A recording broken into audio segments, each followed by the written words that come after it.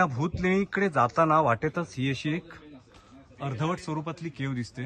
इथे लेणी कोरण्याचं काम झालंय पण ते पूर्ण झालेलं नाहीये. या इथे एक पाण्याचं टाकही कोरलेलं आहे, पाणपुढी आहे, पण हे पाणी आता खराब झाले आणि इथं ही लेणीचं कोरण्याचं काम झालंय जे अर्धवट स्वरूपातच आहे. या इथे हे एक पाण्याचं टाकं कोरलेलं आहे आणि त्याच्याच बाजूला हे असं दुसरं एक पाण्याचं टाकं आहे आणि ह्याच्या बाजूला हे पाण्याचं हे तिसरं टाकं. भूतलेणीच्या सुरुवातीच्याच भागामध्ये हे असं एक इथे पाण्याचं टाकं आहे, त्याच्यामध्ये आता रान माजलंय आणि ह्याच्या बाजूलाच 35 नंबरची हा भिक्खू कक्ष आहे. ह्याच्याच बाजूला हा 36 नंबरचा भिक्खू कक्ष.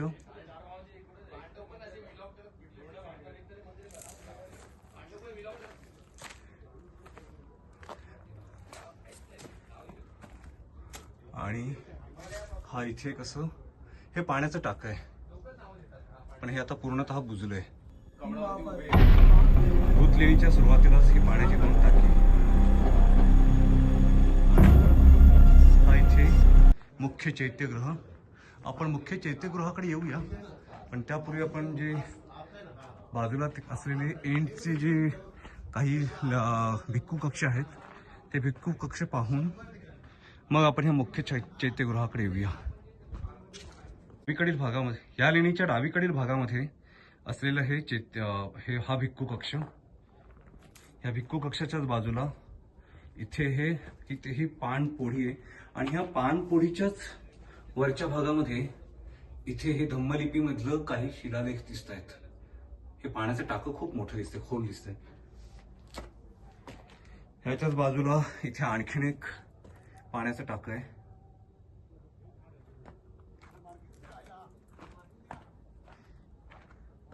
इथे केव किंवा पाण्याचं टाकं कोरण्याचं काम झालेलं दिसतंय पण ते अर्धवट दिसतंय.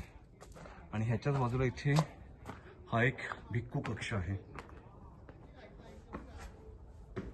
ही 37 नंबरची खोली.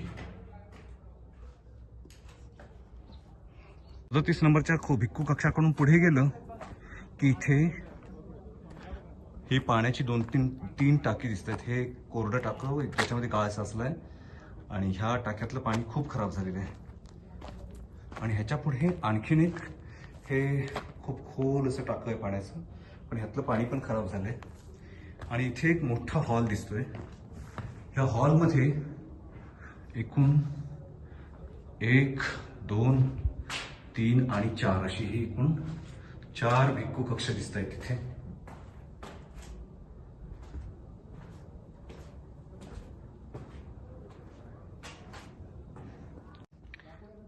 इथे आता ह्या कॉन्क्रीटच्या पायऱ्या केल्यात पण त्याच्या पुढे वरती ह्या त्यावेळच्या पायऱ्या दिसत आहेत ज्या दगडात कोरलेल्या आहेत.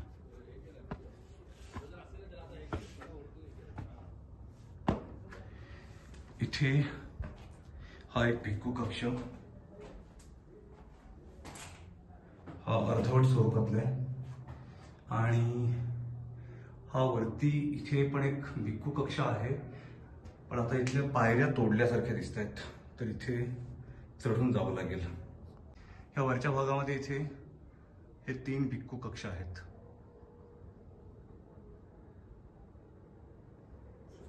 त्याच्याच बाजूला हा आणखीन एक भिक्खू कक्ष, हा 45 नंबरची ही खोली. त्यानंतर इथे 46 नंबरचा हा भिक्खू कक्ष.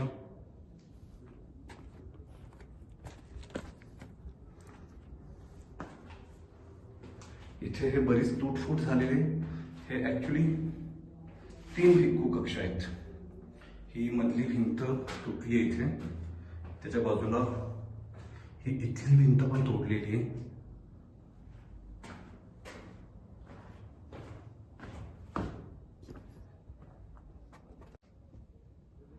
लेणीच्या ह्या भागामध्ये आता ही इथे 2-3 लेणी आहेत.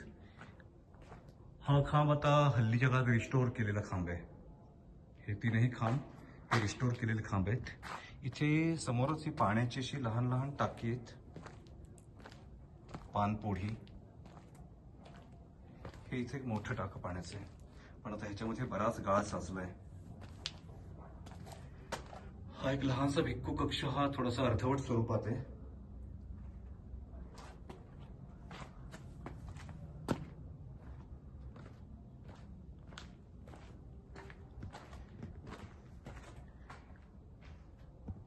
हा इथे एक समोर एक भिक्खू कक्ष दिसतोय. हा पण लहानसा भिक्खू कक्ष आहे.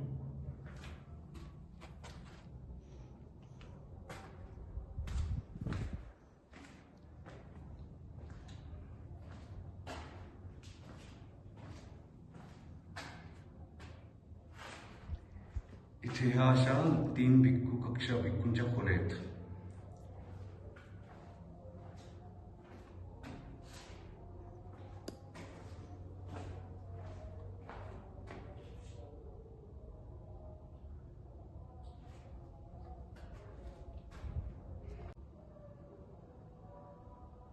आहे हे छताचं कोरीव काम.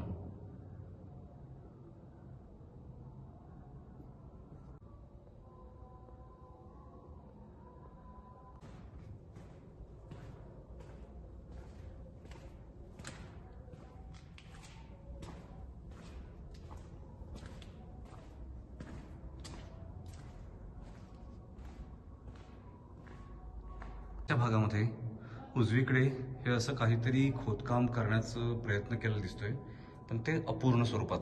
मुख्य चैत्यग्रहाच्या वरती हे असं त्रिरत्नचं स्तूप आणि त्रिरत्न ह्यांचं नक्षीकाम दिसतंय.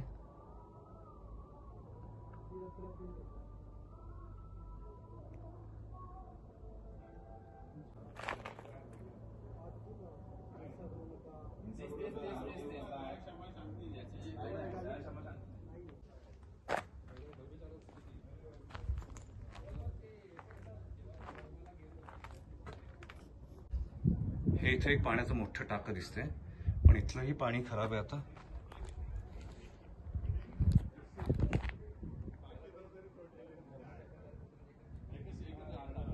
मध्ये हे आणखीन एक पाण्याचं टाकं आहे आणि इकडून वरती हे अशा 2 भिक्खू कक्ष दिसत आहेत. पण आता तिकडे जाण्यासाठी वाट नाही, कारण इकडच्या ह्या कातळांची बरीच पडझड झाल्यामुळे हे सर्व कोसळलंय. त्यामुळे आता इथे वरती जाण्यासाठी सम्राट अशोकांनी हा विचार केला की जे दगडांमध्ये जे बांधकाम आहे हे चिरकाल टिकणारं बांधकाम नसेल. त्यामुळे जर चिरकाल टिकणारं बांधकाम करायचं असेल तर त्यासाठी ते दगडात कोरलेलं बांधकाम असावं. आणि म्हणूनच नंतरच्या काळामध्ये त्यांनी जी लेणी बनवण्याचं बांधण्याचं काम जे केलं ते दगडामध्ये हे कोरीव काम करणं सुरू झालं. आणि नंतरच्या काळामध्ये असंच सातवाहनकालीन राजांनी बौद्ध धर्माला जो राजाश्रय दिला होता, त्यानंतर त्यांच्या कालखंडामध्ये ठिकठिकाणी ही अशी लेणी कोरण्याची कामं झाली. आता आपण भूतलेणीच्या परिसरामध्ये आहोत. भूतलेणीचं हे एकमेव असं चैत्यगृह आहे आणि इथे आपण पाहू शकतो की चैत्यगृहाची जी कमान आहे, कमानीमध्ये मध्ये मायादेवीचं चित्र आहे. त्याच्या 2 बाजूला 2 हत्ती आहेत आणि त्याच्या 4 सेविका असाही शिल्पामध्ये.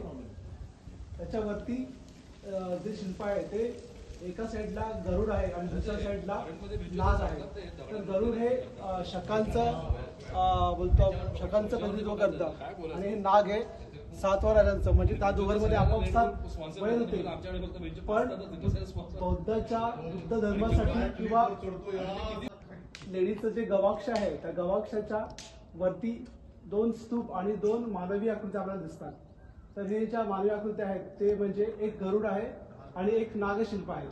तर गरुड हे शकांचं आपण हे म्हणतो की त्यांचं रूप मानतो. प्रतीक. नाग जे आहे ते सातवाहनाचं आपण रूप मानतो. हे 2 सत्ताधीश त्यांच्या आपापसात जरी संघर्ष असले तरी बुद्ध धर्मासाठी ते मदत करत होते त्याचं हे प्रतीक इथे दाखवलेलं आहे. आणि या थोड्याशा खाली उजव्या कोपऱ्याला जे आपल्या झाडाचं शिल्प आहे ते बोधी वृक्ष इथे दाखवलेलं आहे. आणि ही ज्या कमानीच्या वरती जी ही समोर जी कमानीत जी शिल्प आहेत, ही गवाक्षांची एक रचना वरती केलेली आहे. म्हणजे साधारण जे त्या काळातली जी सुंदर शहरं असायची त्या काळात त्या खिडक्या जशा असायच्या पिंपळाच्या पाडाप्रमाणे त्याची रचना असायची, त्याला गवाक्ष असं म्हटलं जायचं. तर ते नक्षीकामासाठी अनेकदा त्याचा वापर बौद्ध लेणीमध्ये केला असतो. काही हत्तींनी त्यांना त्याच्यावरती पाण्याचा वर्षाव करून त्यांना स्नान घातलं. तर ते चित्र इथे साधारण दाखवण्याचा प्रयत्न केला आहे. मध्ये मायादेवी आहेत, दोन बाजूला दोन हत्ती आहेत आणि त्यांच्या सेविका किंवा देवदूत दाखवलेले आहेत. एक स्त्री देवदूत दोन आहेत आणि दोन पुरुष देवदूत आहेत.